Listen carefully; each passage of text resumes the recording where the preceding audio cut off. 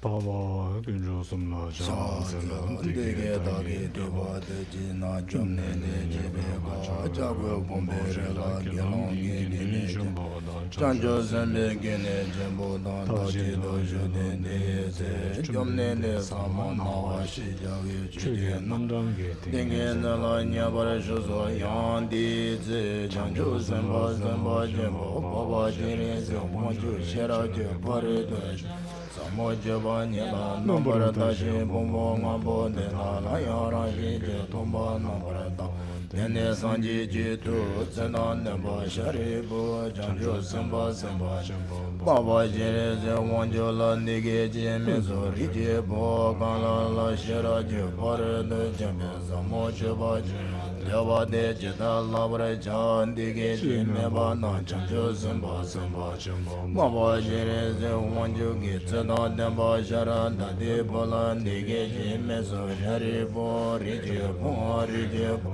Kala La Shira Jipare De Jime Samoja Bajabaran Java De Nambara Dawa Jadi Pombo Ngabo De La Rajin Jomba Nambara Yanda Bajizu Dawo Zo Domba Wotomba Nizu Zoli Domba Nijem Domba Nile Jansu Jem Mayi No Dijen Do Sawa Dan Dije Dan Dije Dan Nambara Shiva Nanu Deda Jedan Je Domba Ninde Zinji Meba Majiba Manga Banjema Meba Dema Dan Dewa Dewa Meba Meba wo nerebo deda wena tomba nyela zume tsawa men dije men namre shiva me mi me nawa me name je Leme yeme zume dame jime rome rijame jime do mingi kam me bani yige naba shive kange bado ya me do mare ba seba me bani gashi sebe bado ya me do dejen do dunge wada kunjung wada goba da name yishe me toba me mado baya yare bonde na wena janjo semba nan toba me bi shira je pare Chambala Deji, Sela Deba Mede Daba Mede Shinje Lole Shindo Nyangele, Tai Chendo Tuzo Nova Shude Sanje Tanje Shira Gibare Lana Meva Yanaba Zobe Janju Dunga Parazoba Sanje Zonde Dawena Shira Gibare Jambinga Riba Jambinga Lana Mebinga Manya Vada Nyambinga Dunge Tamji Rato Shura Jibinga Nizu Bena Dembra Shura Shate Shira Gibare Nga Mebande Anda Gadinga De Paranga De Parasanga De Budi Yesoha Jaribo Janjos Samba Jimbo Dada Shira Gibare Jimbo Samola Labranjo Dene Jomne De Dinge De Dele Jende Janjos Samba Samba Wawa jere zen wanjola lezo shija wajene lezo lezo rije bo dede jeno rije bo dede jendara jege ndebo jendo jera jo pare de jebe samola jebara jade de jesheba na janjize Gyamnen deje degeje ga zene zedan damba jara dade boda janjo zamba zamba jembo baba jere ze wanjo dan namje dan dembe ko tada lama ye na de zanjebe jene yerande gyamnen dege zomba lango ba jendo kala jebe ne jo namba nangwa jere ngaye todo je toba bola maye bo ne zong kan de zo la ja ze lo aga samara samara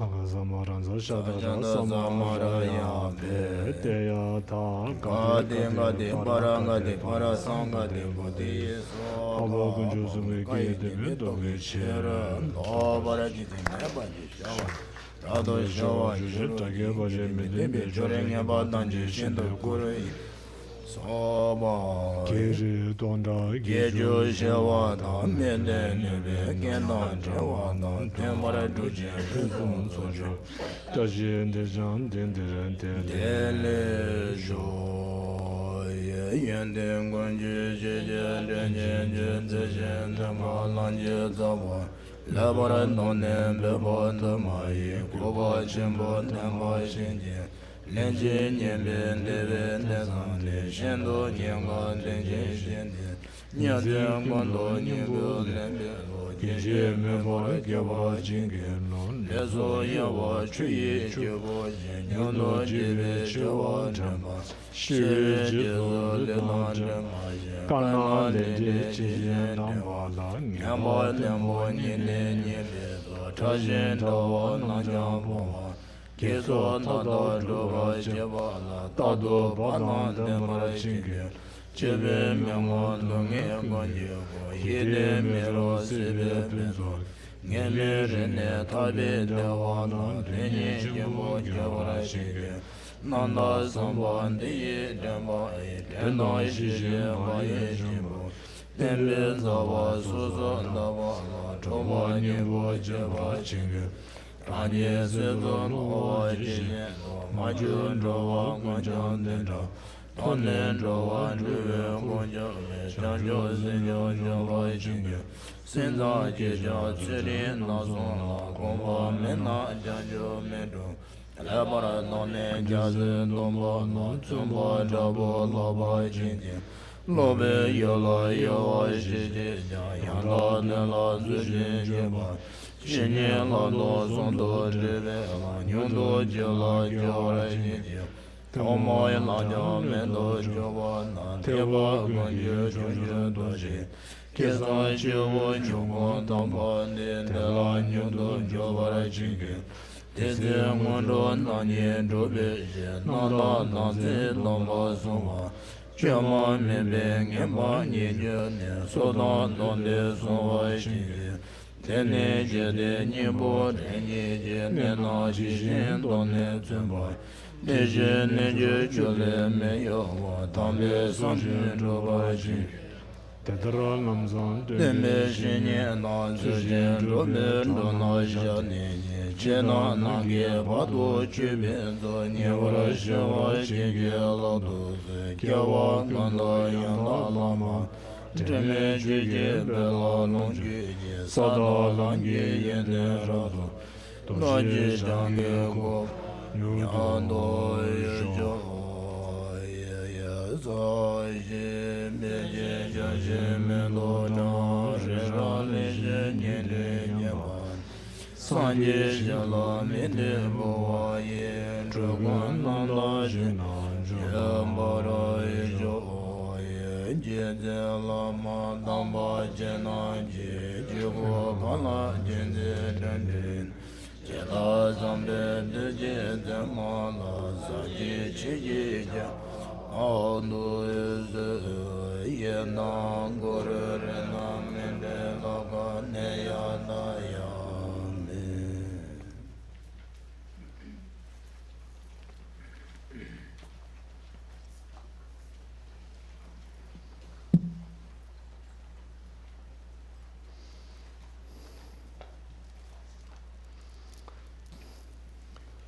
Sangye Zhedan Soge Shonam La Chanjum Pardo Dane Jab Dagi Sanage Dola Benje Sange Dola Jo Sangye Zhedan Soge Shonam Chanjum Pardo Dane Jab Dagi Zhuzhe Sona Dola Benje Sange Dola Jo Sangye Zhedan Soge Shonam Chanjum Pardo Dane Jab Dagi Zhuzhe Dola Benje Sange Dola Jo.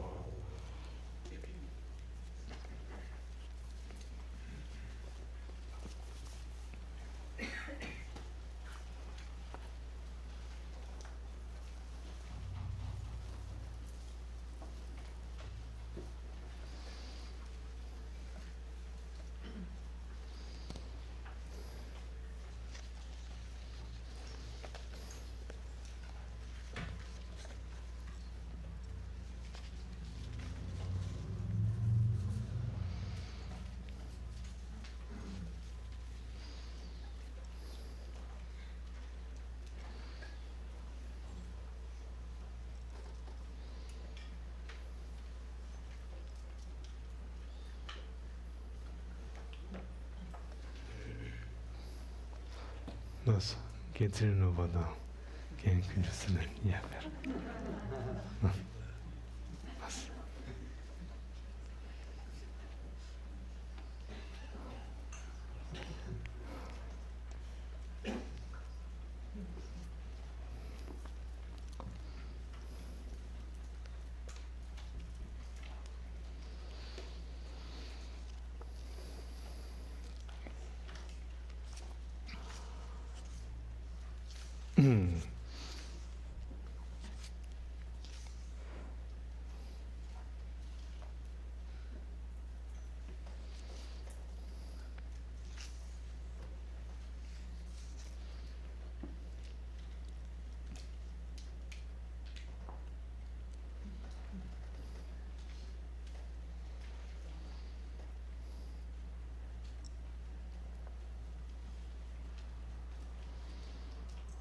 So yesterday,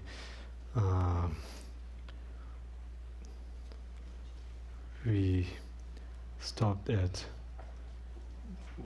this page 80, verse 24, and through the concentrations, immeasurables, and formless absorptions, one experiences the pleasure of Brahma and so on. Such, in summary, is the Dharma of ascendance and its results. So, to summarize this ascendance, elevation, high rebirth, then its causes are the 16. There are 16 causes, and so these 16 are something like 13, which is refraining from the 13 deeds, and then the last 3, which is engaging in the 3 deeds. So the 13, which are refraining from the 13 actions, the first 10 being, of course, refraining from the 10 non-virtues, and then on top of that, then refraining from intoxicants, and then refraining from the wrong livelihood, and abandoning harm. These 3, so together 13, which are refraining from the 13 deeds, and then the final 3, which is engaging in the 3 deeds. So this is, as mentioned on page 78, verse 10. Verse 10, In brief, Dharma consists in not imbibing intoxicants, maintaining right livelihood, abandoning harm. So to add these three onto the first 10, refraining from the 10 non-virtues, 13 plus, then the final three, which is engaging in the three deeds, which are being respectfully generous, honoring the worthy, and love. So even though here only love is mentioned in this stanza, actually it is referring to all of immeasurables, all four immeasurables. So then altogether the 16 causes of high rebirth. And in relation to this, then the high rebirth, the human realm, and then the God realm, and within the God realm, then the God realm within the desire realm, and then the form realm and the formless realm. So then this, in summary, is the Dharma of ascendance and its results. And now to continue to the definite good.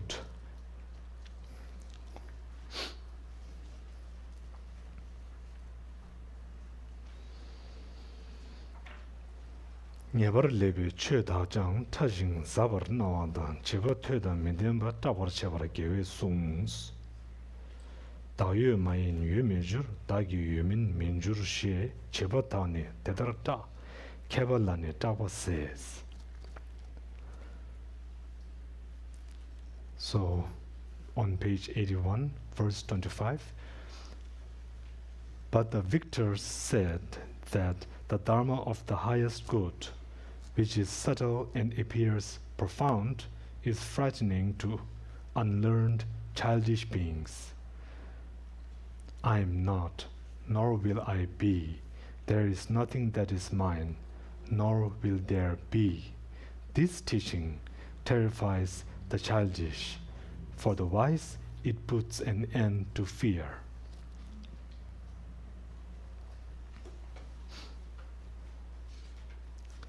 So, as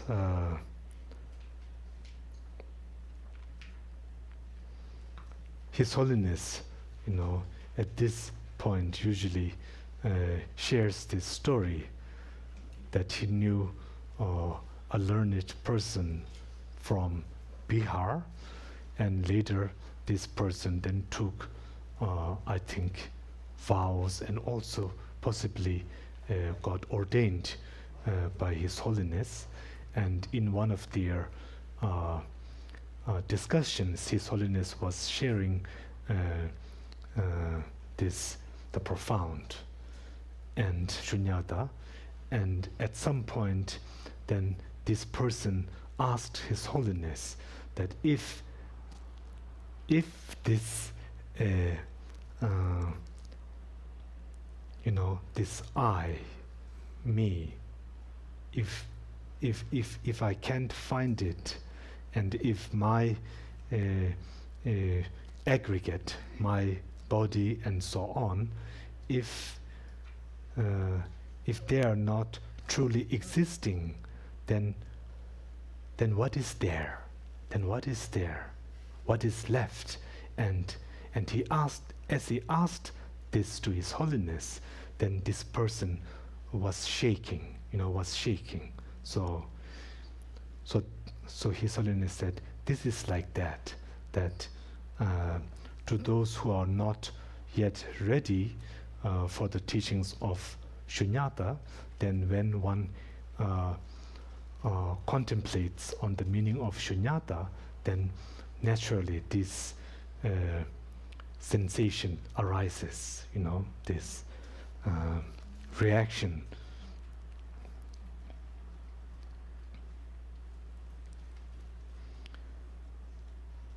However, for the wise, it puts an end to fear. So for the wise, then because this is the nature, because things don't have this inherent quality, then it is possible that we can overcome afflictive emotions. Then we can overcome samsara. And through this, then we can attain liberation. And this gives joy instead of becoming frightened.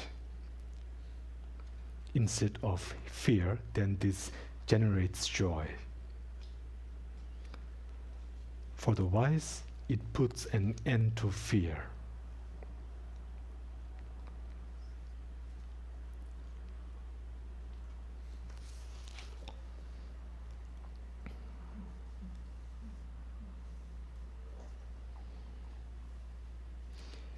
Kigu dini maluba nga zimba le chungwa dang nga yir zindin kigu la penpa chibu sungwe sung. Dagyo dagi yue jeba dini tambi tuandu lo. Kangshir yanda chidawa yonsu shebe nime. Yonsu shebe nimin jungs. The one who speaks solely for the sake of beings has said that all beings are produced by the habitual I and furnished with the habitual mind. The notion I exist and what is mine exists are ultimately false, because from the perspective of the knowledge of things as they truly are, neither exists.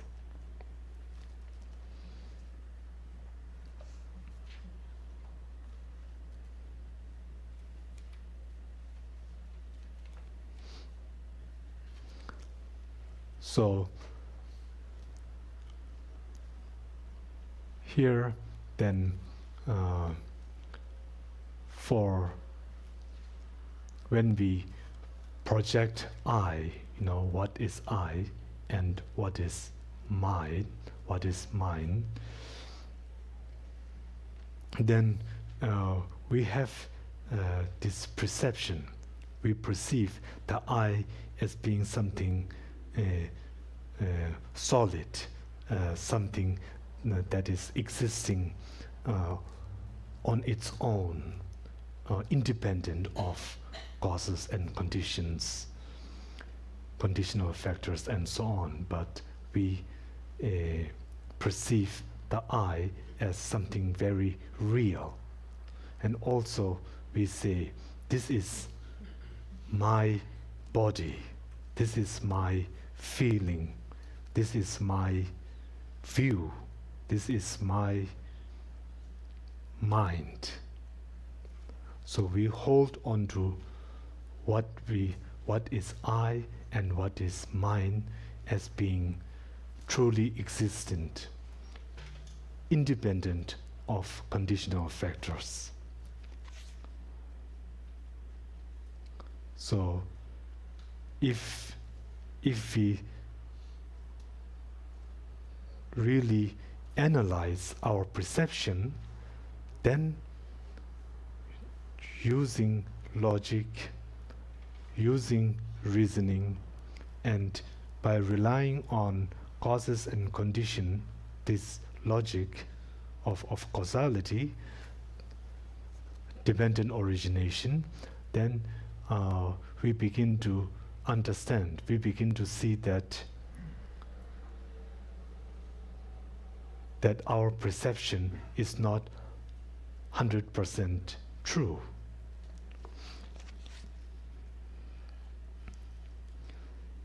So from the perspective of the knowledge of things as they truly exist,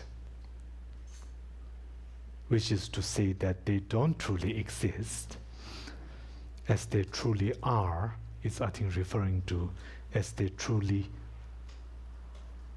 do not exist, then from that perspective, then this self-existing I or the self-existing aggregates do not exist.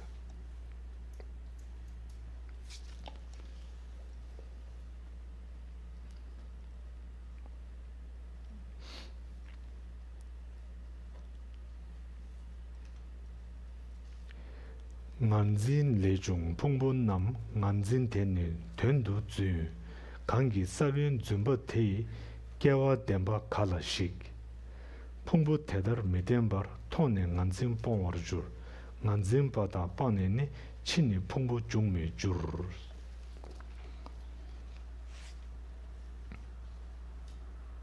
So continuing with verse 29, the aggregates arise from the habitual I. The habitual I is actually false. Its seed is false. So how in truth can it grow? Seeing in this way that the aggregates are unreal, the habitual I is forsaken, and from the forsaking of the habitual I, the aggregates do not rise again.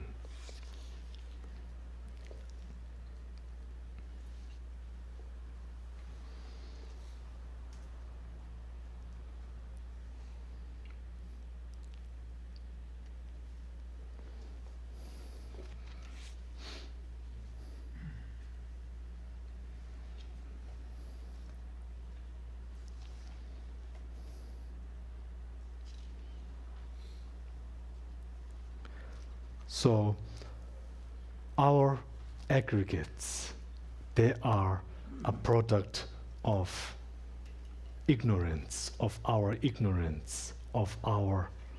habitual I. This habitual I, which is referring to our notion of I, me, is ultimately false. Is actually false. Its seed is false.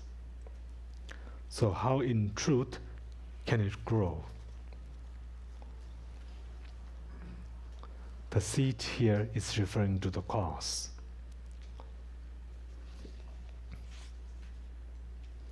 So how in truth can it grow?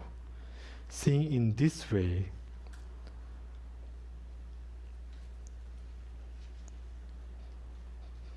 that the aggregates are unreal,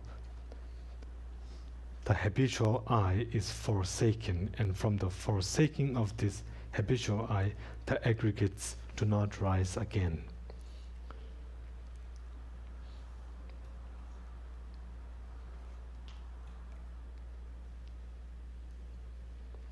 So, by realizing that this habitual I, how it perceives the I, is false, that its perception is erroneous, that it's what it is apprehending, this self-existing I, is not real, then one can overcome this habitual I. And by overcoming the habitual I, this stops the cycle, the cyclic existence. This stops the future aggregates, the future suffering aggregates. Chini pungbu jungme jurs.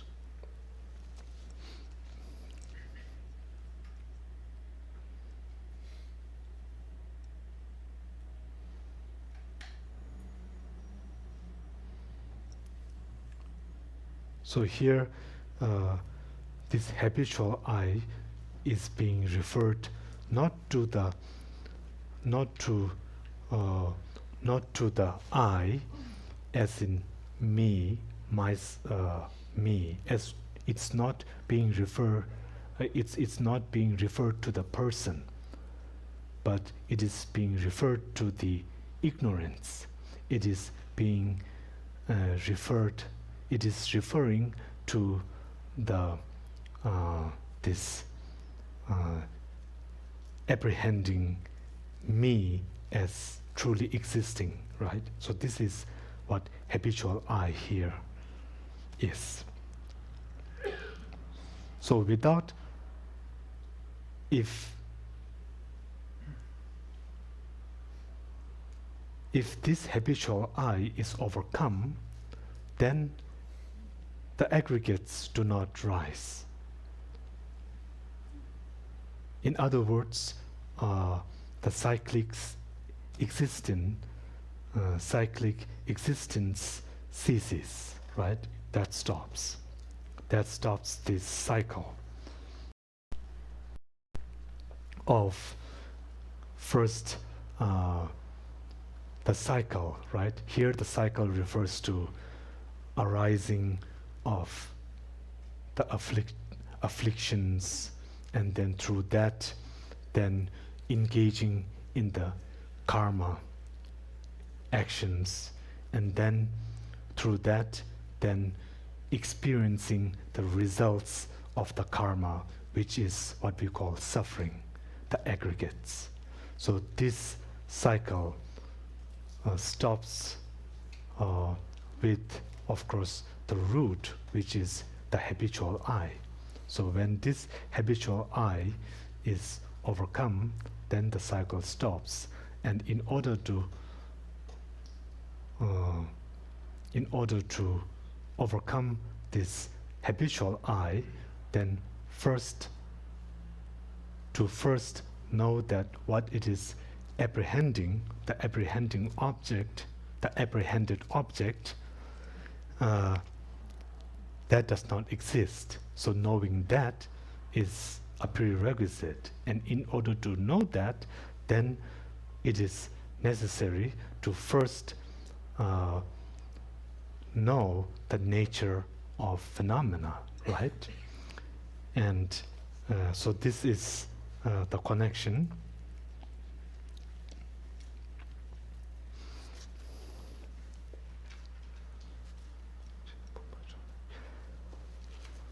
Tether melong tene su rangshin su nye nang me ki teni yangda nidu ni chungse jang ne yue menba teshin pungbo nam tene nganzin ba ne mikbar jur rangi shingi su nye shin yangda nidu tegang me. So then here then something like an example, an analogy of illusion, like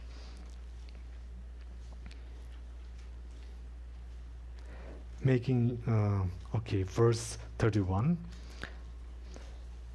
making use of a mirror, the reflection of a face is seen, but really it is not anything at all. Likewise, making use of the aggregates, the habitual I is observed, but really it is not anything at all, just like the reflection of a face.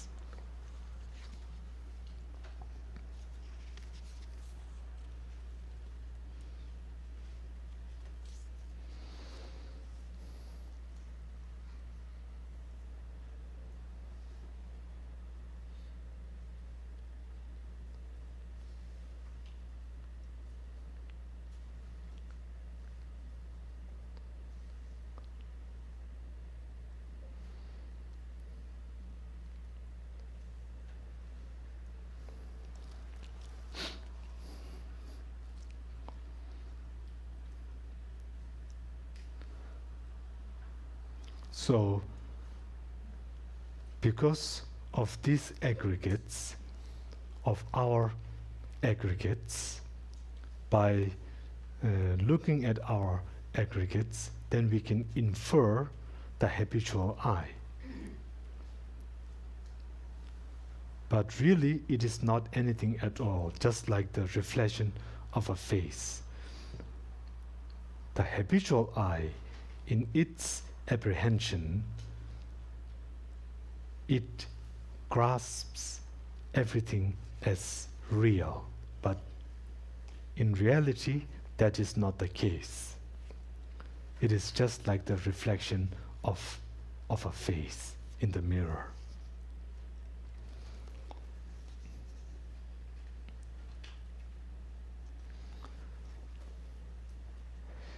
Chidir melong madembar rangshin sunye minang tar pungbun namla madembar nganzin bayan tedar das tedang das.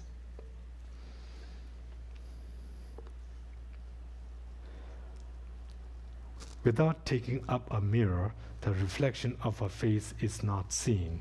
Likewise, without taking up the aggregates, an I also is not seen.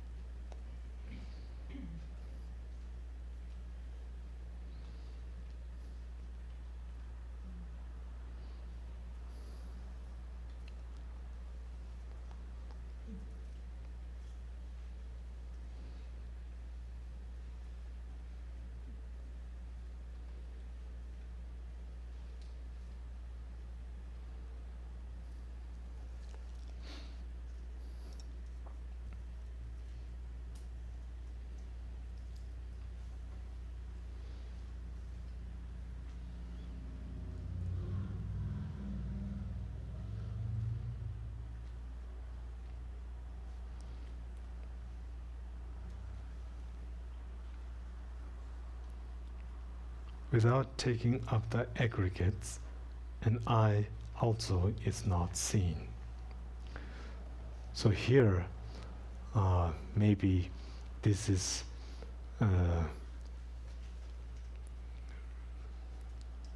referring to the interdependence of the person and the skandha. Without taking up the aggregates, an I also is not seen.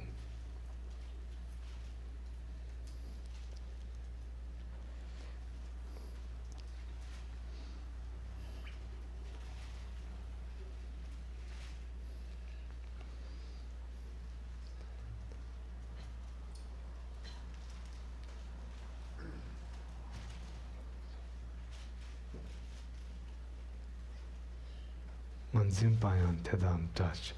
Pabo kunga woyi ni tedabuyi tön top ne chöla mik top dani ki gelon namla dede mes. Verse 34. Through hearing such an idea, the noble Ananda obtained the Dharma I. Then he himself taught this idea repeatedly to the monks and nuns.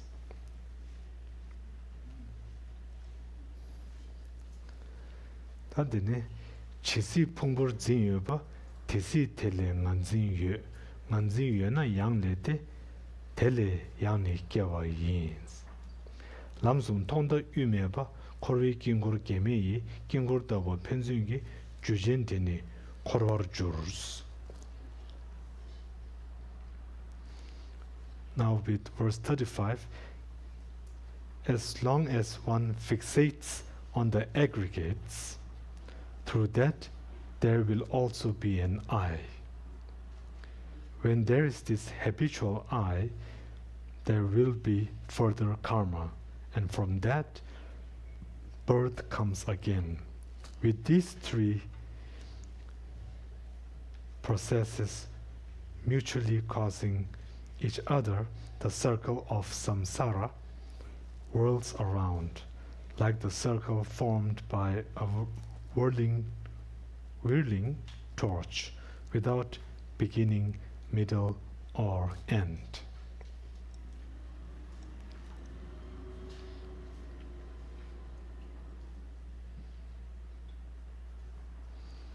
So here, this is referring to as long as the skandhas exist, they appear as truly existing, or we grasp and hold onto our skandhas as real, then by virtue of that, then we will naturally also hold onto ourselves, me, as real. And through that, then we will commit actions.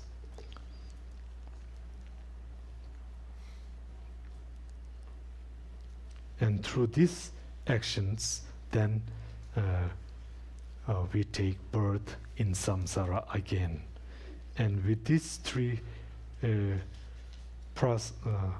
processes mutually causing each other, so mutually causing each other,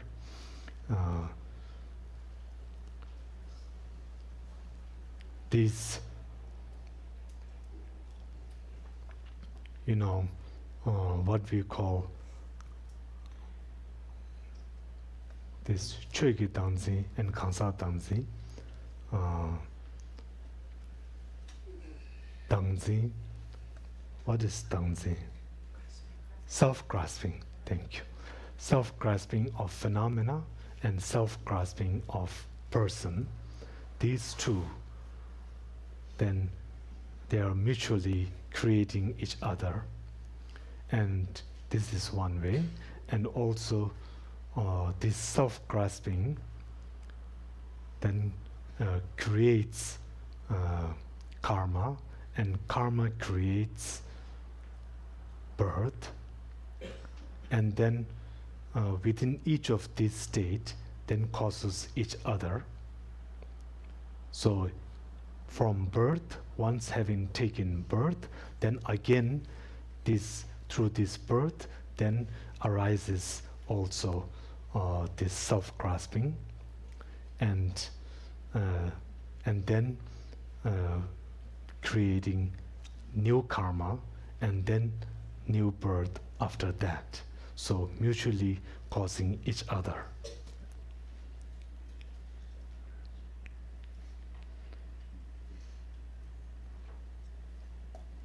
Without beginning, middle, or end.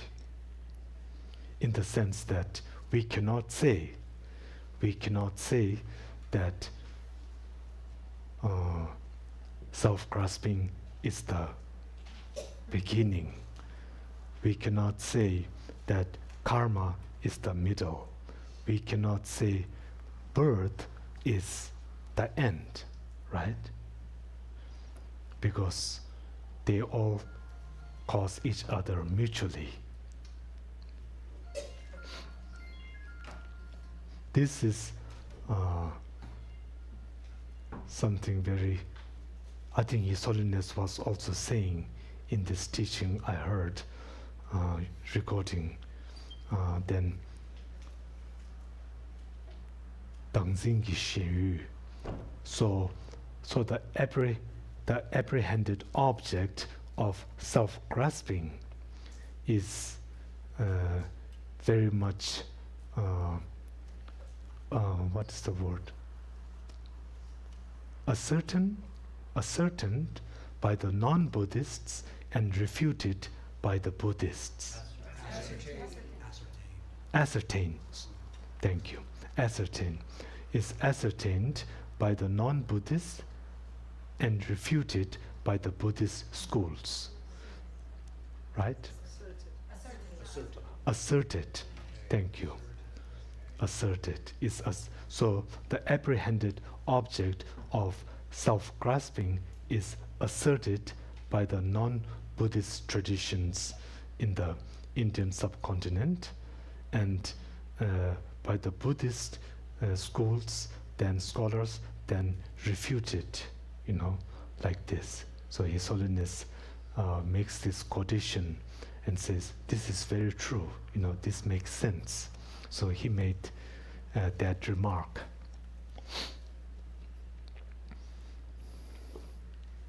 And why there is no beginning, end, or middle, why we cannot say that self-grasping is the beginning, why we cannot say that is it's because of dependent arising, dependent arising. In the non-Buddhist traditions of India, then there are also those who do not assert of causes and conditions, and then those who do, and within the schools that accept causes and conditions in the non-Buddhist traditions, it seems that even though they assert causes and conditions to a level, to a certain extent, but these cause, they ultimately come to a point. Yeah, they come to the ultimate cause, and this ultimate cause is usually asserted to be permanent, a permanent cause, right? So in the non-Buddhist traditions, then this was it was like that, whereas the Buddha said that everything, anything, everything has a cause, and all causes have effects, and all effects also have a cause. So cause and effect are they're relative to each other. So it is a cause, not in absolute sense, because it is also an effect of an earlier cause. So using this method, then all causes are naturally, of course, they are not permanent. They're not permanent, but rather they are changing, changing momentarily.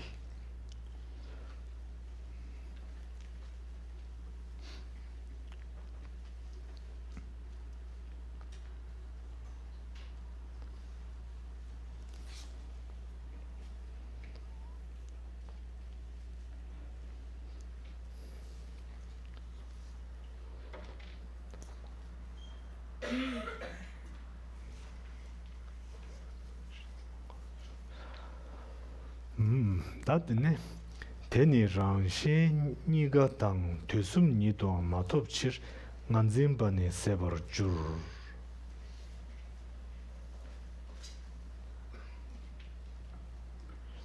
테니 레당 껴와양 대다르 균데 껴와당 대다 세바 니토나 양다 니도 직된다 유메 니도 미셈 소스.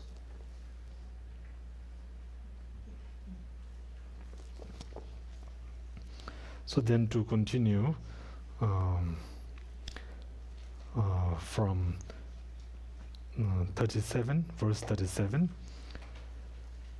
but samsara is not found to be produced from itself, from something else, or from both, nor is it found in the three times. Therefore the habitual I ceases, and thereby karma and birth also cease.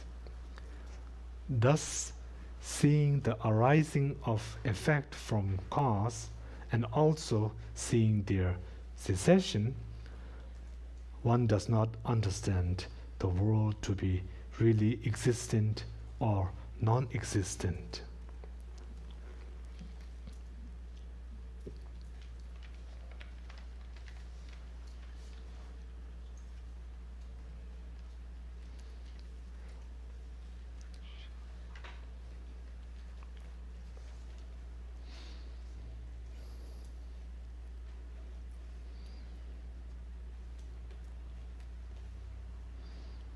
So, producing from itself, I think some of the non-Buddhist systems, like I think Samkhya, that was one of their tenets, that they believe that they assert this producing from itself.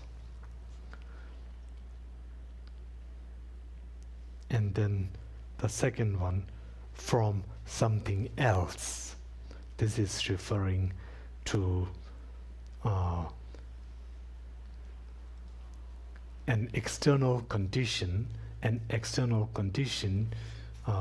which is having this intrinsic qualities, an intrinsic external cause and conditions. So this is, I think, in reference to that. And from both, this is simple. And then, nor is it found in the three times. So, three times, de maung tadar, right? So, the past, the present, and in the future. Therefore, the habitual I ceases, and thereby karma and birth also cease. So, through this analysis of whether samsara, how it exists, how it arises, does it arise from itself, or does it arise from a self-existing external condition, or does it arise from both those, or does it, or is there this really self-existing that exists in the three times? Three times in the sense that the three times are absolute in that way. So in this, through this mode of analyzing, then one sees emptiness, one realizes emptiness, and through realizing emptiness, then this habitual I ceases, and thereby karma and birth also cease.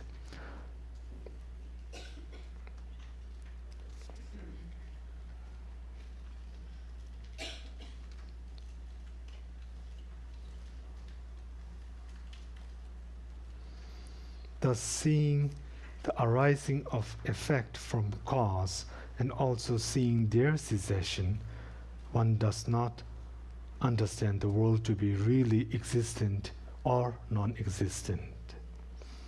So from seeing that the effect, which is samsara,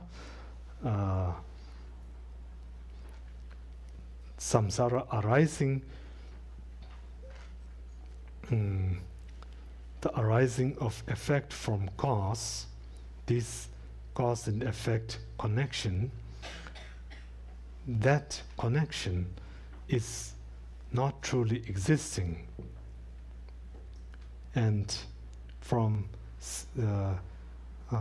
seeing this, then you see their cessation.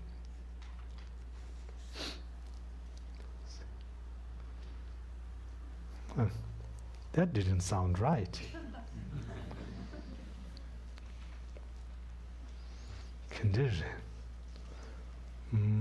대대로 준비 기와다 대다 세바 니토나 예 대다 세 대대로 준비.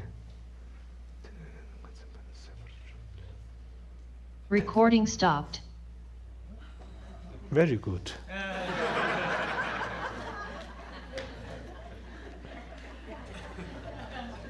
Recording in progress.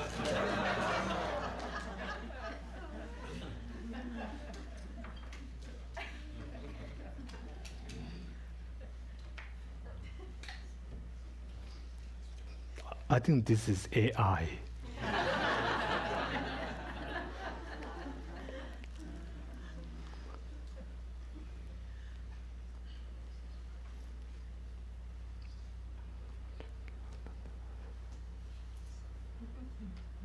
대다로 준제 겨와당 듣는다 겨와 양식 대다로 준제 겨와당 대다 세번이 통나 this 대다 세번이 통니 대만이 통나였어. 대다로 준제 겨와당 대다 세번이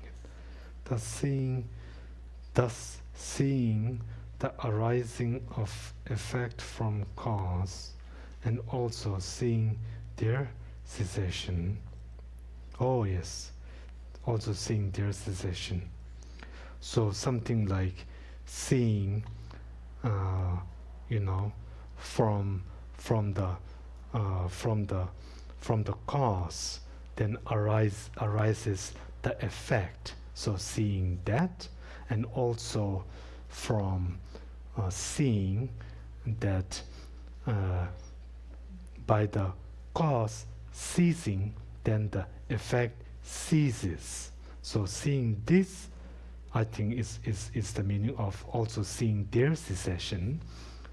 Then one does not understand the world to be really existent or non-existent, right? So what is the link between these two lines? Is that if we see that how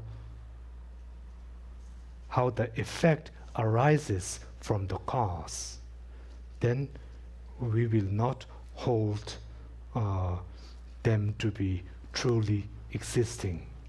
And if we see that from how the cessation of the cause leads to the cessation of the effect, then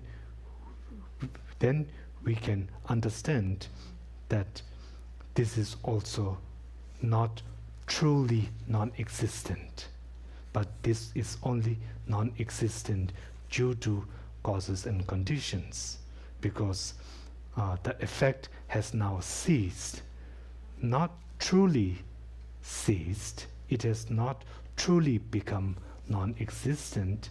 Why? Because it becoming non-existent is dependent upon the cessation of the cause. I think like this.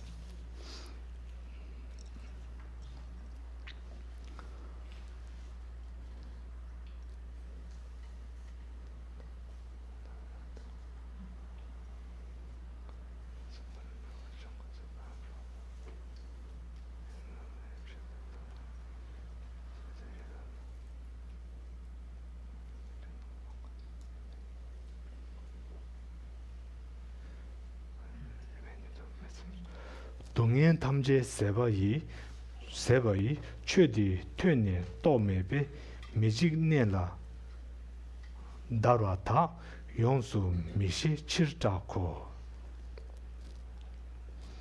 냥엔데라 데다규 메버주나 큐미지 디르테 메버셰발라 큐니 찌데 지버체 탈라 다메 풍부메 겔데 타르바 텐더 드 다던 풍부 세왈라 드니 큐고 찌미가.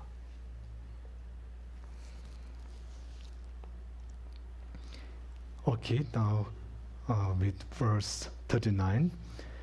Having heard this Dharma that puts an end to all suffering, the undiscerning, afraid of the fearless state, are terrified because they do not understand.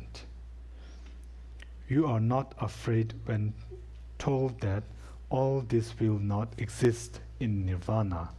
Why then are you afraid when told of its non-existence here and now? In liberation, there is neither self nor aggregates. If you are pleased by that kind of liberation, why are you not also pleased with the refutation of self and aggregates here and now?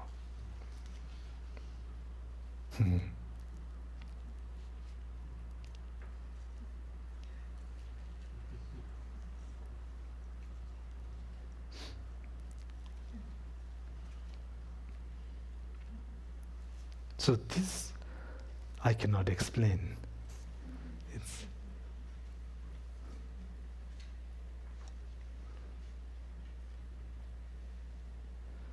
on this. This was clear, right? Yes, it was clear.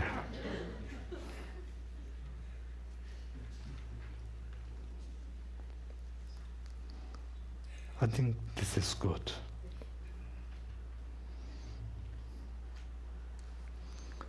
Okay.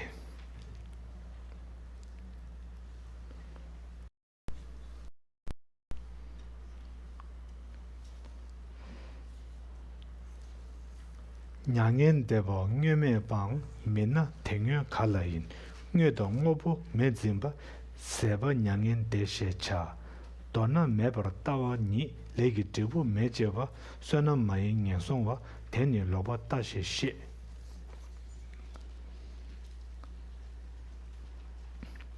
Nirvana, okay, verse 42, Nirvana is not even non-existent, so how could it be existent? Nirvana is said to be the cessation of convictions concerning existence and non-existence. In brief, a nihilistic view is the belief that karma has no effect. We say that it is not meritorious. It leads to low rebirth and is a false view.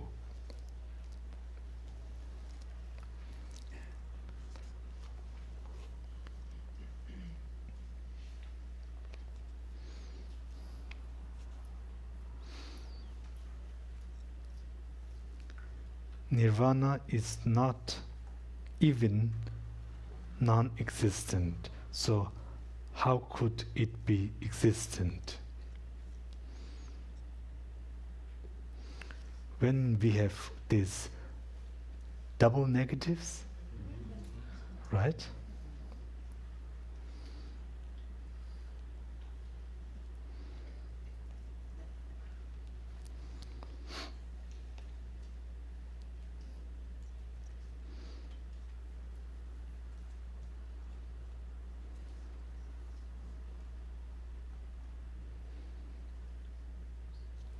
So here, Nirvana is neither existent nor non-existent.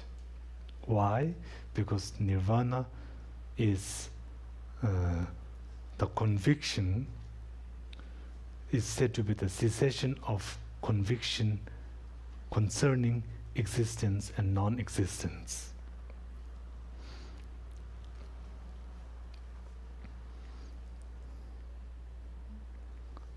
Is that okay?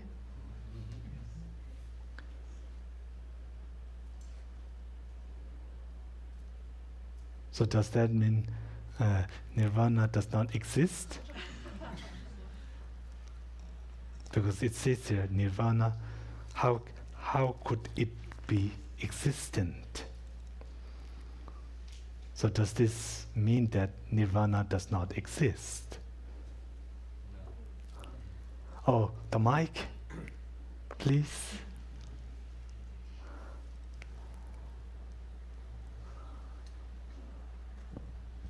I would say that nirvana does not exist truly or objectively.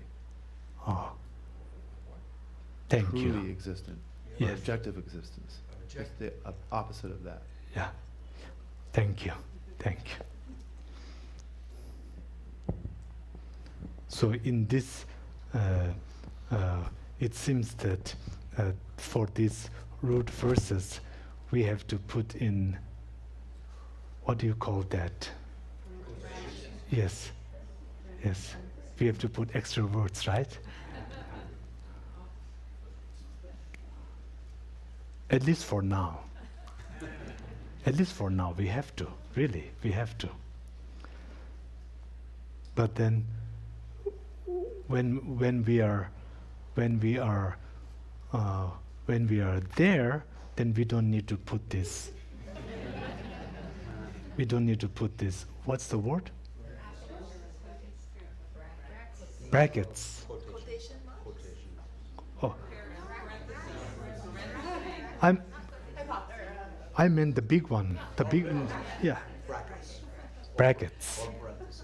Or parentheses. Parentheses. And what is nirvana? Yes, yes. Parenthesis. Yes. This, as many of you know, like in the Lamrim, then Rinpoche always puts in this parenthesis, right? The big ones are The big ones, those are brackets. or brackets, This one's Ah. parentheses. parentheses, Quotation marks. quotation marks. Okay, yes. So Rinpoche then makes very clear, very clear, and this I find very, very beneficial, for a beginner when we are first approaching at this level, then it's helpful, it's helpful, and as we deepen our understanding of emptiness, and when we are in this non-dualistic state, then we don't need these brackets, parentheses, quotation marks, etc., whatever. None of that. We don't need any of that. Then it's just like the Heart Sutra. In emptiness there is no form, right? In emptiness there is no form.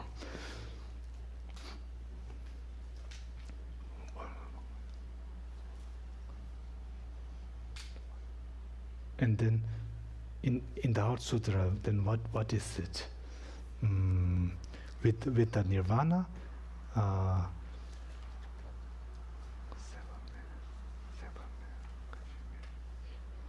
something like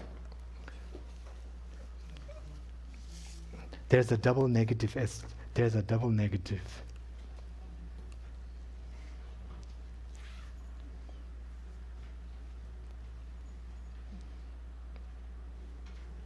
Yeah, it says here, no attainment and also no non-attainment, right? Right. So then this is in this non-dualistic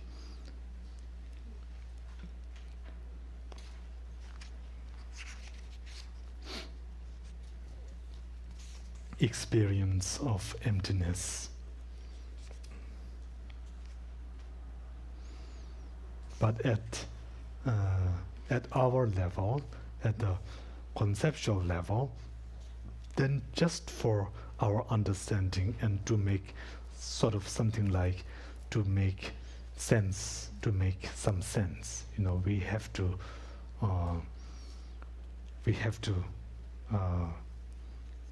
put in these words, extra words, so something like commentary, something like the commentary,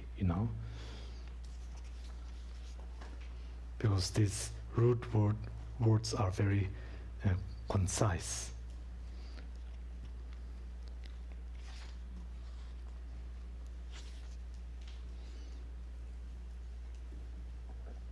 So nirvana is not even non-existent. So how could it be existent?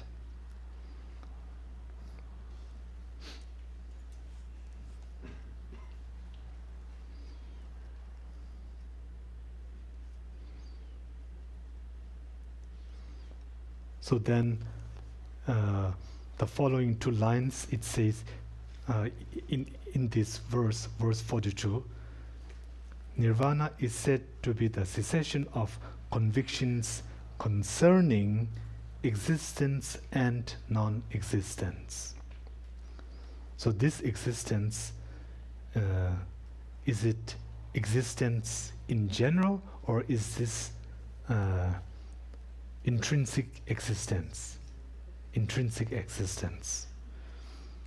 And non-existence is also intrinsic non-existence. Thank you.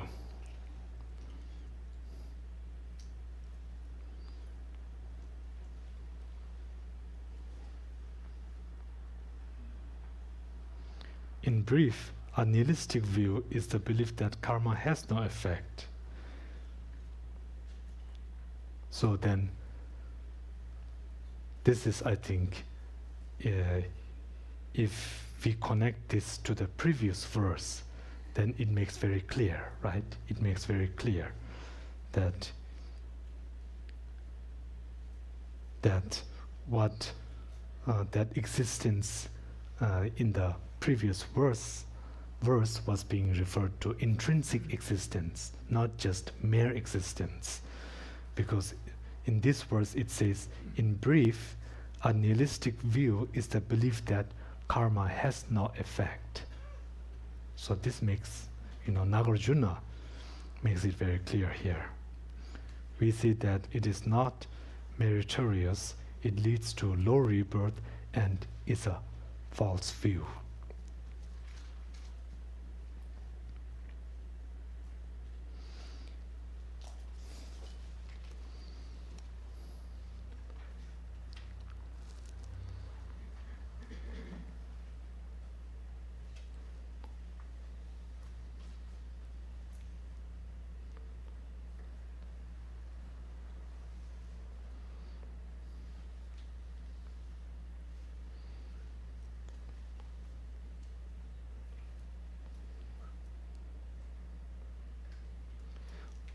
Dorna yubar tawa ni legi tibu yujibu sonam dendru judum yanda tawa she tos.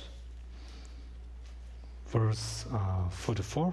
In brief, a realist view is the belief that karma has an effect. We say that it is meritorious, it leads to high rebirth and is a proper view. So this that again we have to use the parenthesis.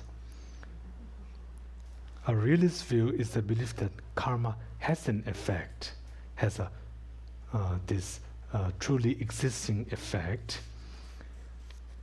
We say that it is meritorious, it leads to high rebirth and is a proper view.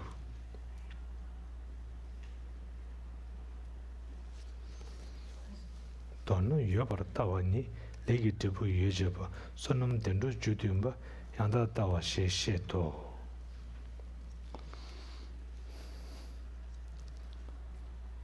Is that right? Please, feel free to share anything. Even though it's not fully correct by wisdom, it still leads to high rebirth. The mic, please.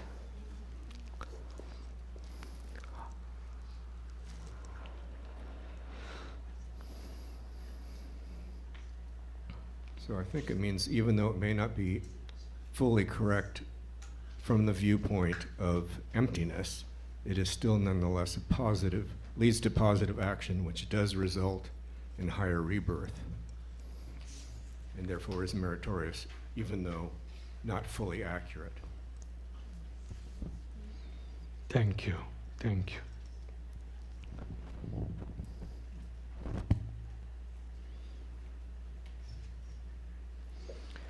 I'm in both this verse 43 and verse 44.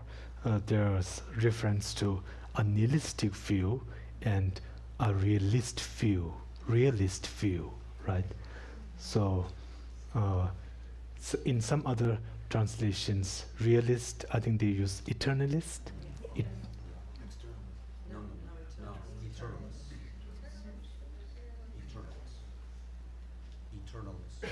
Eternalist, right? Eternalist view. So this is actually the nihilist view and the eternalist view are the two extremes, right?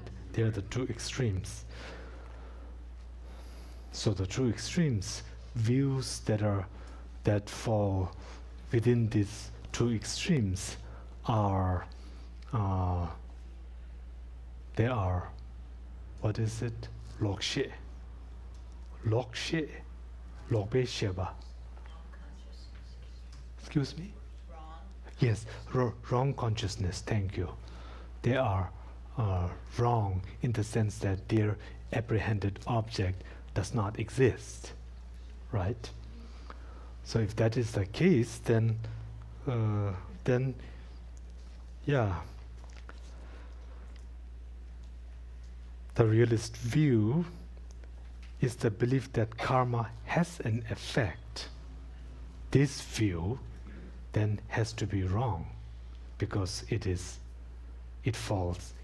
extreme, and it is not nihilist. Therefore, it is this eternalist view or realist view. So then its apprehended object does not exist. And what is the apprehended object? The apprehended object is karma having an effect, right? Karma has an effect. That is the apprehended object. And if that does not exist, then that means karma does not have an effect. So that was my doubt, In brief, a realist view is the belief that karma has an effect. So then we have to again put in this parenthesis, right? And not simply just karma having an effect, but karma having an truly existing effect. Yes. So we have to put in this. It comes together in verse 35, holds it all together. Oh, okay. Thank you.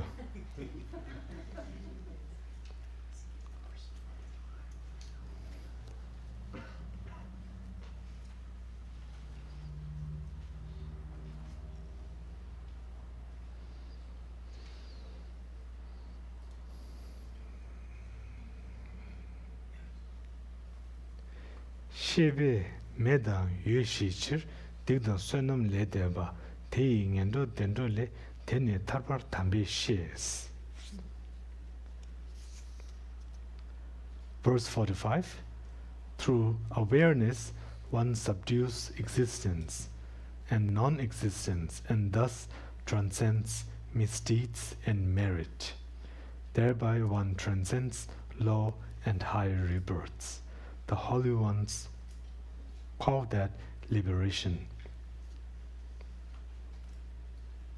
Through awareness, one subdues existence and non-existence, and thus transcends misdeeds and merit.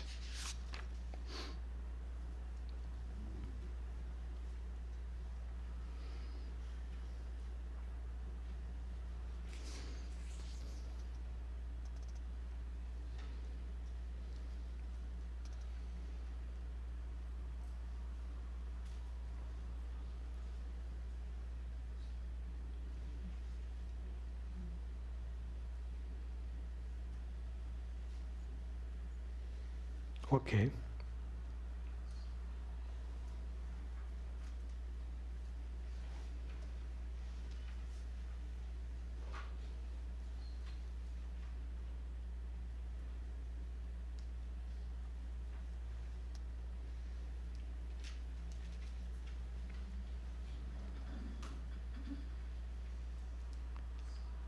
Does this make it clear?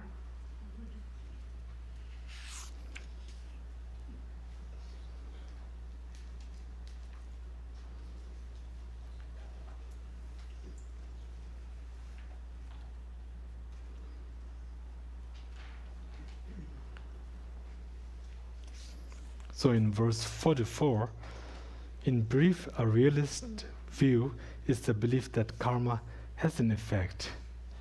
We see that it is meritorious, it leads to high rebirth, and is a proper view.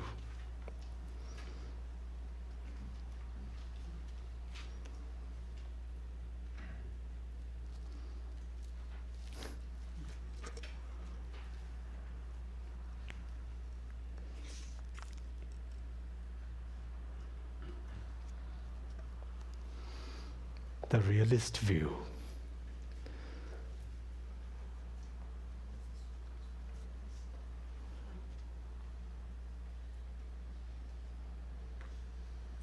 Is ignorance, the self-grasping realist view.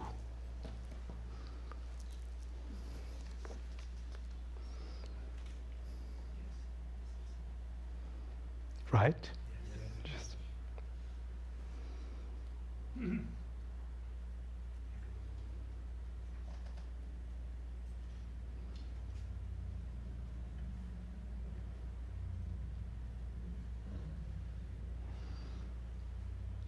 when establishing shunyata, we have to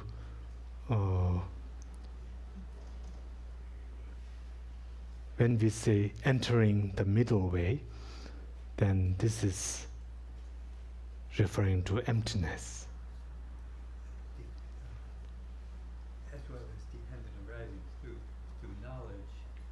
The knowledge here, I think, is referring to knowledge of dependent arising. Because to knowing dependent arising, one The mic, subdues the please. notion of inherent existence Yes, please. and non-existence.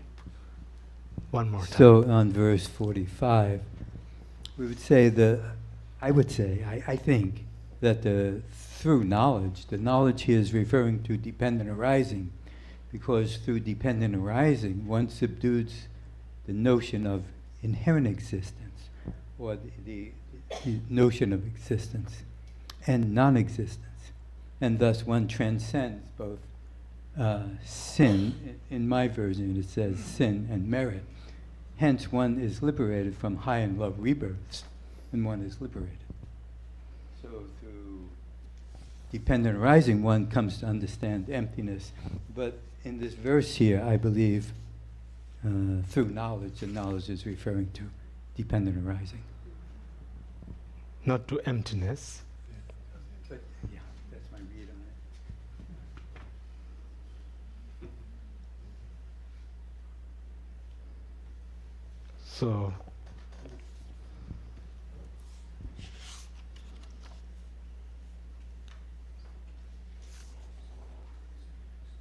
if we try to do it more like debate style, we have to make this very clear, right? Emptiness, shunyata, and pratitya samutpada, dependent arising. They are the same, right? Yes. They are the same. They're the same meaning, but they're not the same. So they are not the same. Well, you have, Rinpoche? in relation to the two truths, you have conventional truth and ultimate truth. Are they the same? Conventional and ultimate truth, they are not the same. Okay, so could we say that? They are mutually exclusive, right? But you cannot say that for emptiness and dependent arising, right? So then again the question is, are they the same or not? Rinpoche? Yes, what does that mean? Form is empty, emptiness is form. Form is empty, emptiness is form. Form is empty of inherent existence, and through dependent origination, you have form. So it's two sides of the same coin. Yes. Form is empty. Dig your hole. Yes. Shovel. In meaning, you all are correct.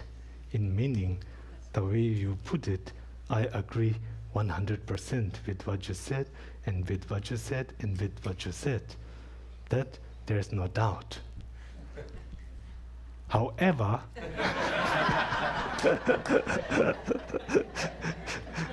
my question was, are emptiness is empty, I mean are or is whatever, are emptiness and dependent origination Same or not? One word. One word, yes or no? All right, you go first. No. No. Yes for a Buddha. Yes for a Buddha. There's 2 words. 2 words, yes or no? Or you can say this tesum, you know? That tesum, there's always that third option. I can't say, you know, I can't say. There's always that. I think 3 options are good, right? Yes, yes. So you said no or yes?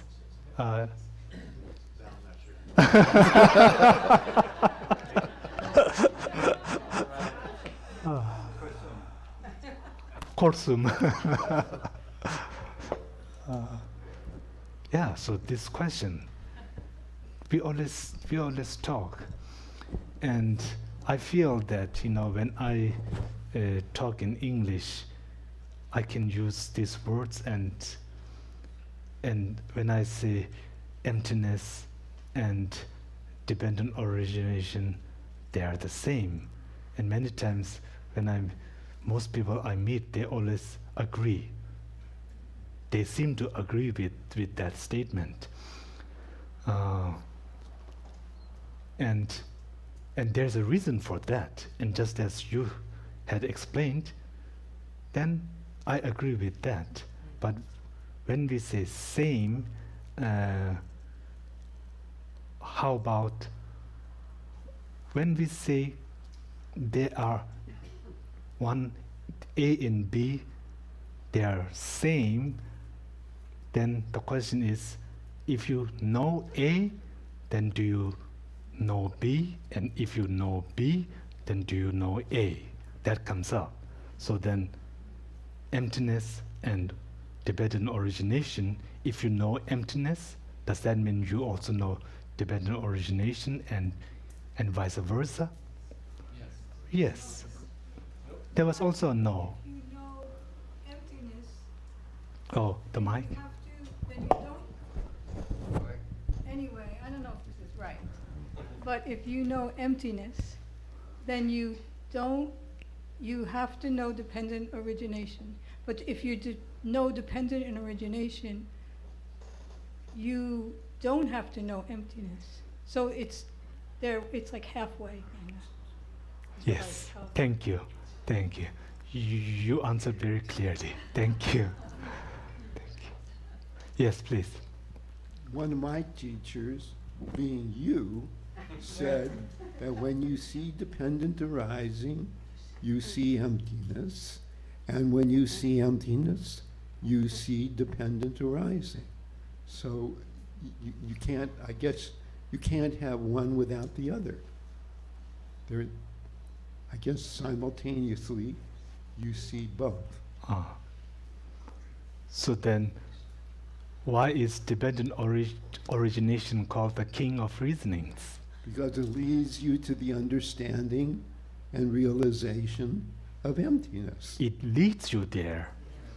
But that doesn't mean that when you know dependent origination, you are there. It doesn't mean that, right?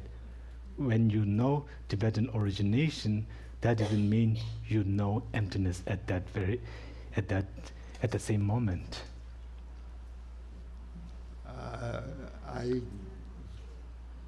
I think I would agree with that but maybe we're talking about realization of dependent arising versus just intellectually understanding it. And realization of dependent arising may simultaneously result in the realization of emptiness. Maybe. Yes. So who's Yes. realizing all this? Thank you. Thank you.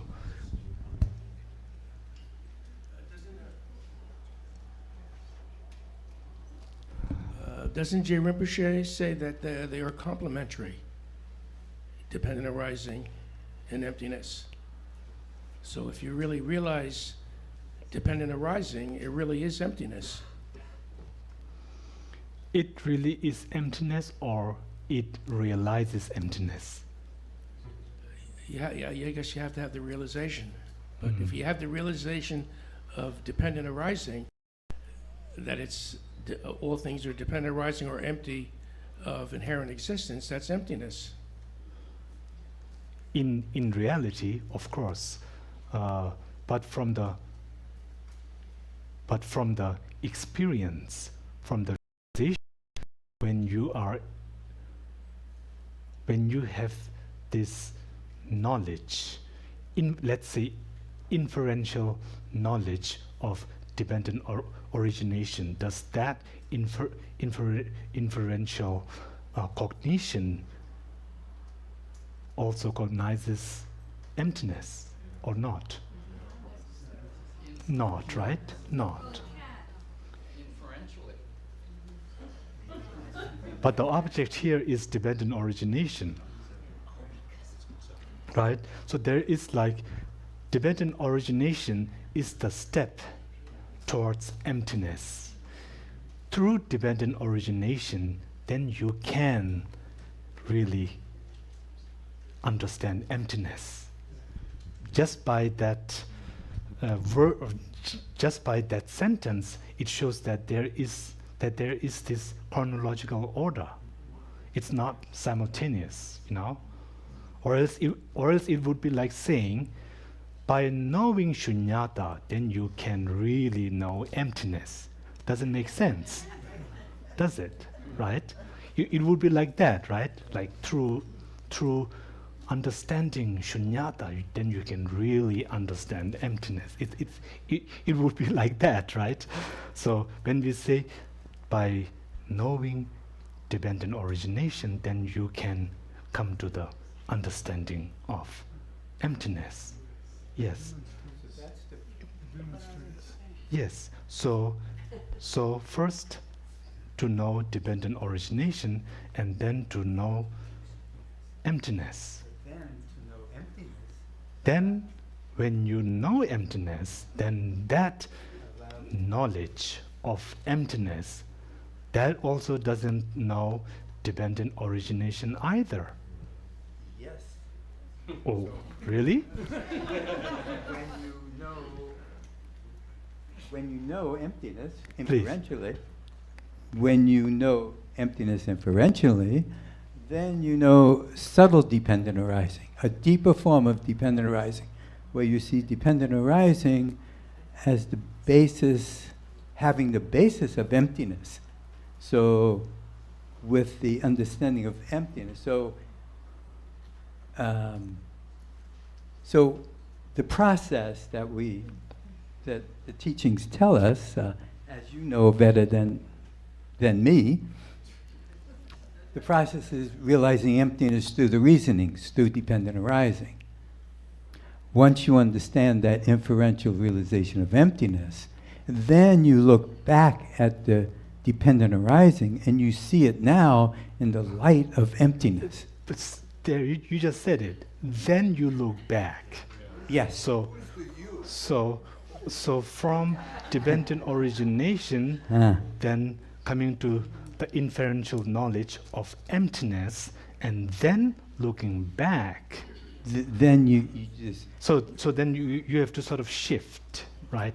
Well, no. So in the process of meditation, so your meditation, you realize the emptiness through the power of the reasonings. Yes. And then after you come out of that meditation, or your meditation weakens, and you come into the post-meditative state, then you realize all dependent arising as being illusory-like. Yes. Meaning that you see things with on the basis that things don't truly exist. Exactly. So those two things are sequential. Yes, I agree. I agree with that. Okay. Right? So first, knowing dependent origination, right? The first step is knowing dependent origination. The first step is knowing dependent origination, which then leads to knowing shunyata. But at that point, this knowing of shunyata is not knowing dependent origination. Correct.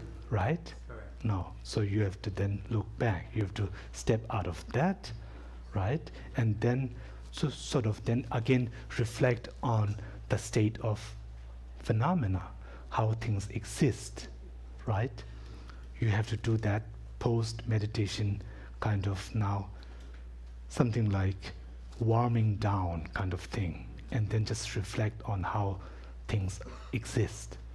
And when you do that, because you have already seen that things don't have this self-existence, yet you are now looking around and seeing that they are existing. When you combine those two together, then you realize that they are illusory like. We say nang tong ni tsok. Nang is this appearance, and tong is emptiness. The appearance, emptiness, that they have both these two qualities, right? So then,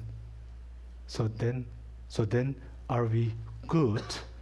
Are we all good with this? That the inferential knowledge of dependent origination does not know emptiness, and neither does the inferential knowledge of emptiness does not also know dependent origination.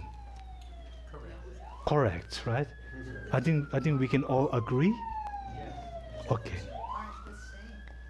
So therefore, then it goes back to the question. So dependent origination and emptiness, so they're not the same. So this is like the full circle.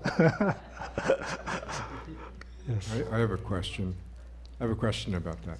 Would you say that analyzing dependent origination is by its nature a conceptual approach, and it's also an analyzing conventional level of reality? Therefore, it isn't a non-conceptual realization of emptiness, because it is both conceptual and conventional.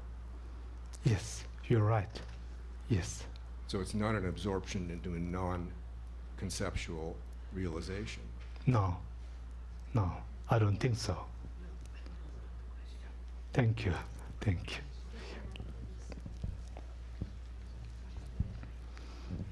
Yes.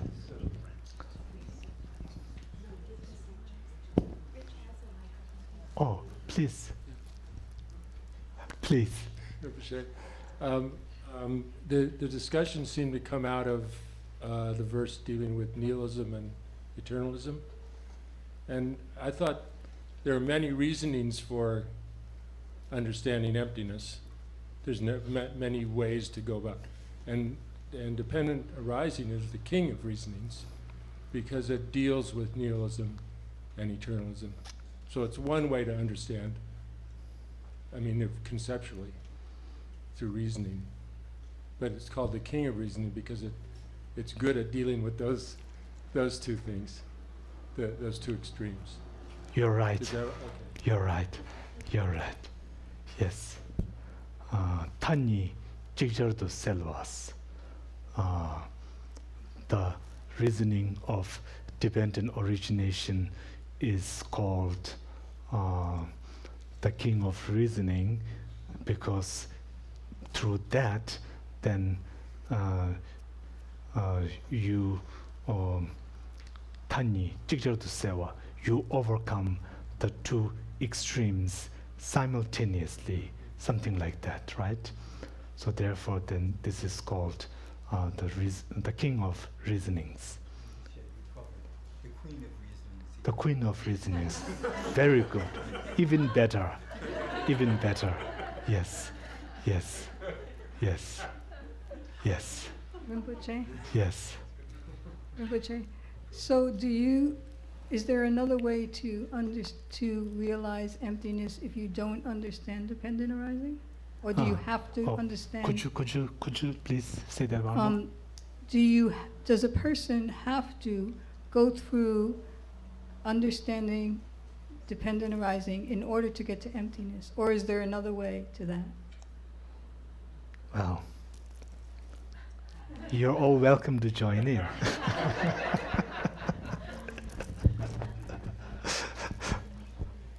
Oh, maybe.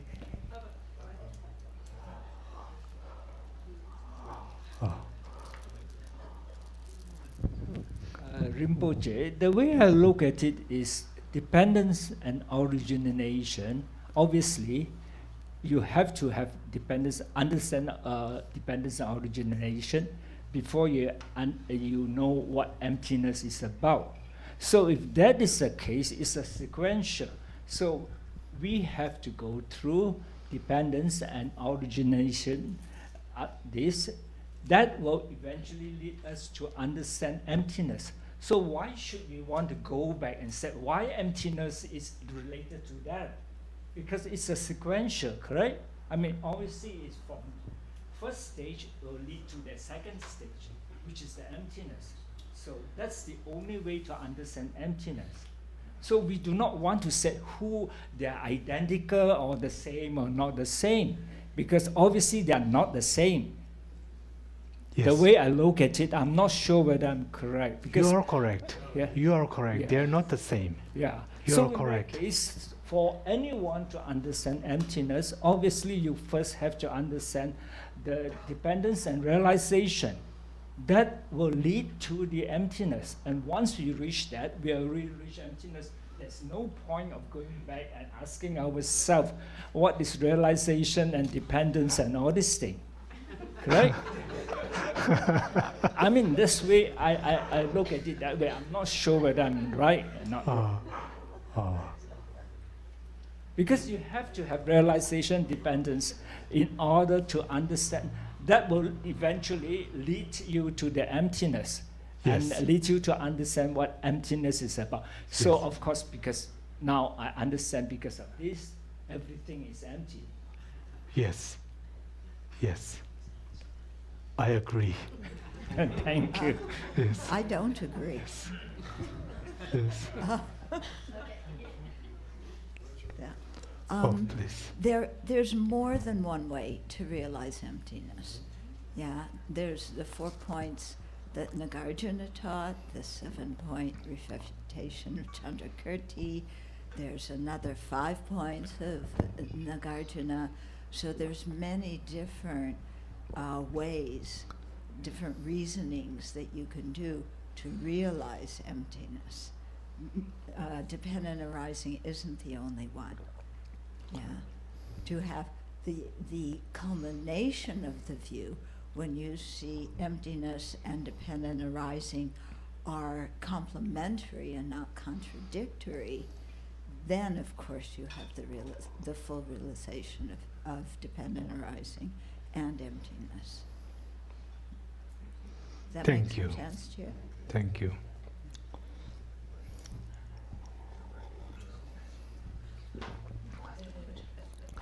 So everybody keeps using this word "you."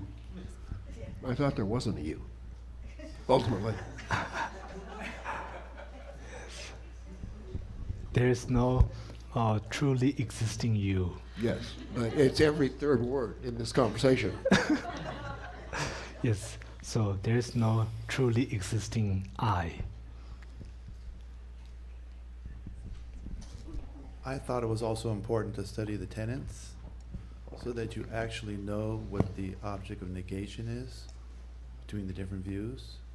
So then you will not make a mistake then in that refutation. Yes. Yes. Thank you. Thank you. That's a important point, and one that is actually really difficult, to understand, what is being negated. To really understand is to to a certain extent to be able to differentiate between conventional reality and, in a way, almost like ultimate reality. It's very close, because when you, is it okay if I say you? Okay, when one knows the object to be refuted, then one is, I think, very close to emptiness, right? One is now very close, getting very close to emptiness. So this is really really emphasized, by, what is it? This Shantideva, right? Shantideva, right? In the beginning, I think in the beginning verses, in the early verses of the chapter on wisdom, right? Without understanding what is to be negated, then you cannot then understand the negation of that object, something like this, right? So this is so important, and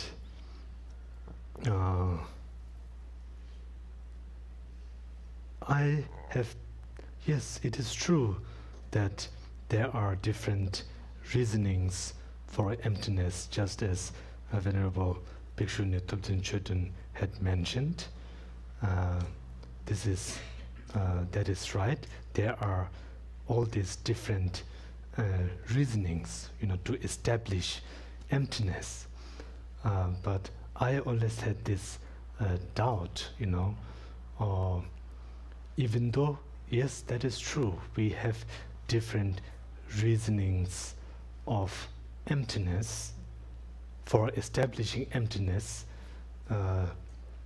For example, this Chik-Tudegi Rigpa, or what is it called? Chik-Tudegi Rigpa. The first one, yes, using this method, right? Using this method, through using this logic, it is possible to come to the understanding of emptiness, to the inferential knowledge of emptiness. Now, my doubt was always, yes, it is true that you can, through using this logic, come to the inferential knowledge of emptiness, but that doesn't mean that you can actually bypass dependent origination. That was my doubt. I thought first you begin like that, but at some point, dependent origination, this could be like at the very end, or even sort of like using for those points, right? Those points of refuting those 2 points within that, then dependent origination could also be involved in that process. So I had these doubts, and also for the other reasonings as well. So this is just a doubt, yeah. Oh, please, you had your mic, yeah, please. Geshe Dakpa's in San Francisco. He's been giving a commentary on the 7-point mind training, Chikawa.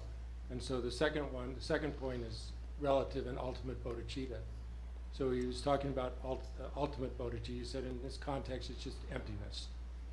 And so he said, the line is, first you have to gain stability before you can go into the secret teachings, which is on emptiness. So he explained stability. I thought stability was concentration. He said, no, it's stability that you don't fall into nihilism. Because if you fall into nihilism, that's wrong view. It's it's all right to be, if you have eternalism, you get a happy rebirth. Nihilism, you go in big trouble. So he says, so that's gained by understanding dependent arising. And that will help you not fall into nihilism when you start getting into emptiness. I mean, that's the way I understood him explaining it. Oh, yes.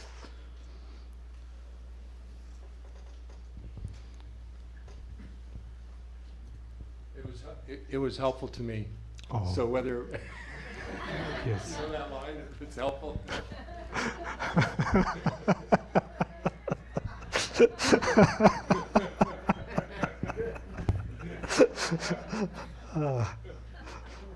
Yes. It's like the Dom Tempo moment. Having the Dom Tempo moment.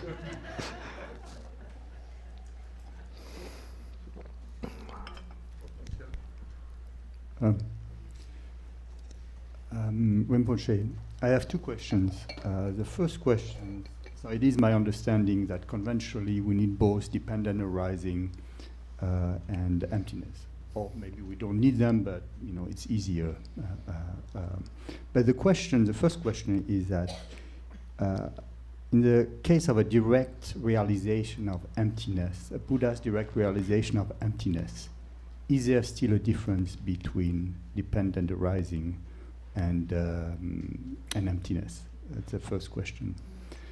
And my second question is that do you have a leading text that you recommend that would help come to inferential realization to emptiness?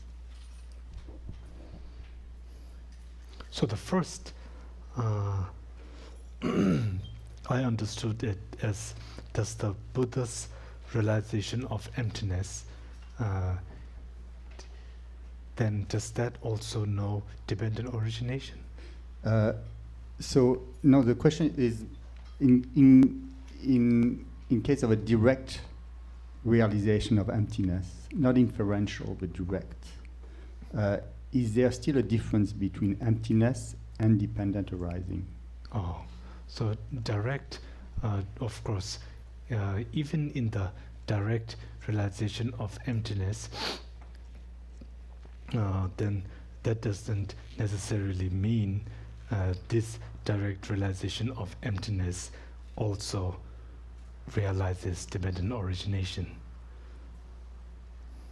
Because at the learner's level, from the part of seeing and the part of meditation, in those stages, then whenever the practitioner goes into this deep absorption, direct absorption into emptiness, that absorption, mental equipoise, does not realizes dependent origination. It is only emptiness. It's just emptiness. Yeah. And then following question, like in case of a Buddha's realization of emptiness. Oh, of course. Then in the case of Buddha, we say nyamjing mo jikpa. So this absorption, and what is the opposite of that? Post-meditation, right? So this meditation and post-meditation in the Buddha state is said to be the same. Yeah, non-dual. So then, yes, all-knowing like that. And here, all-knowing is, I think, precisely that, knowing the two truths simultaneously, directly. Yes. Yes. And then, in regard to the second question, I think one good text is, of course, the Heart Sutra. The Heart Sutra. Here, there are texts. For example, of course,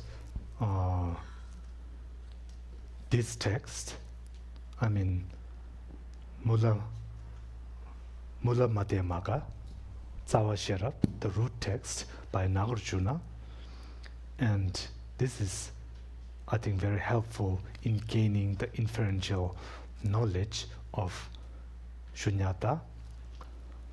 And for that, there are different commentaries, and one commentary that I know is, of course, Je Rinpoche's commentary, Ocean of Reasoning, which I got a copy of yesterday.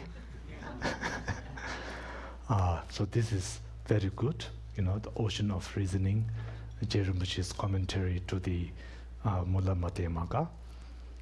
I think that is one. And then, of course, Chandrakirti's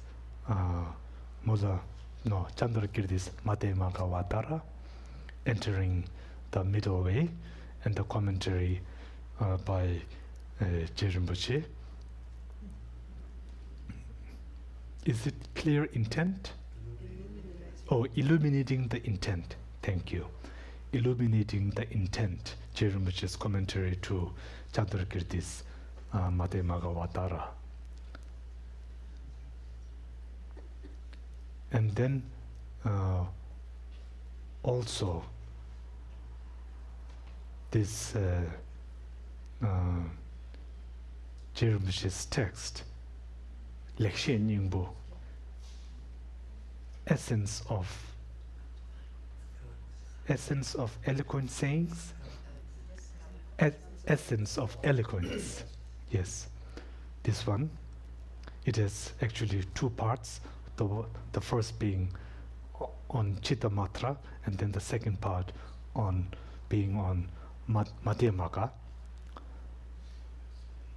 And then, of course, in the Lamrim, in the insight section, then this is very helpful. So from both the Great Exposition and also the Middling Lamrim, I think these texts are very helpful for gaining this inferential knowledge.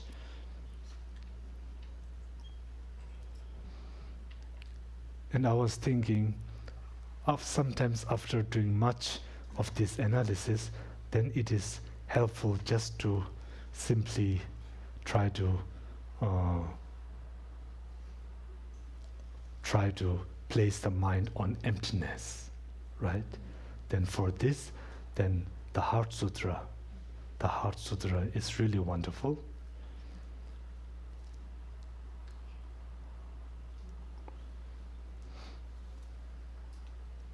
So like this, I think. So something like this, yeah.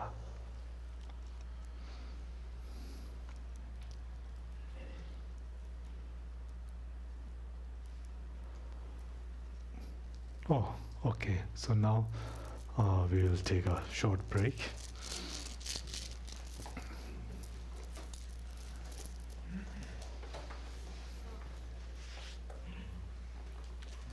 Oh, sa jin bege ju jin re ra me shin yin de kim sang ge shin do me de ro to ge nam da shin la ju idam guru ra na me de na ta ya me